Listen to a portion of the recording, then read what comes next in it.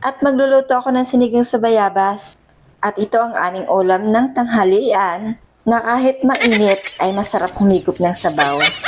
At ito ang aking mga sangkap.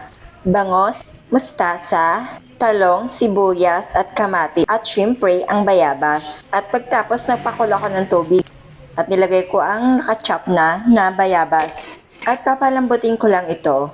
At kapag lumambot na, ang gagawin ko lang ay durugin. At nilagay ko na rin itong sibuyas. Para naman dumikit na yung lasa at sinunod ko na rin ang luya. At pinapakuluan ko ulit. At siguradong malambot na ang bayabas at ito nga at dudurugin ko na dito sa aking streamer. At ganito nga lang ang ginawa ko hanggang sa madurog. At talaga namang napakalambot na nito at napakabilis na durugin. So dapat ganito. Durog na durog. So ayan, nabubulol nga ako.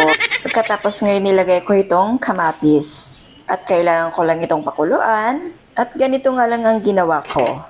So ayan, tinakpan ko ulit at pinapakulo ko lang. Sunod nga ay nilagay ko itong bangos. At ito na ngayon nag-uumapaw na sa sabaw.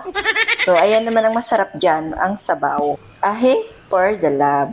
Gulang. At hinalo-halo ko nga lang ito pero dahan-dahan lang. At tinakpan ko ulit at sunod ay nilagay ko na ang talong.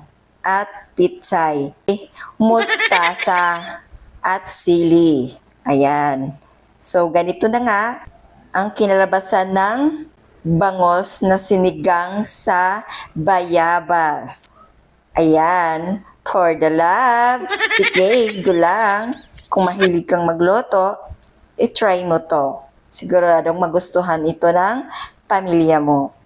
At ito, ready to serve na para sa aking mga mahal sa buhay.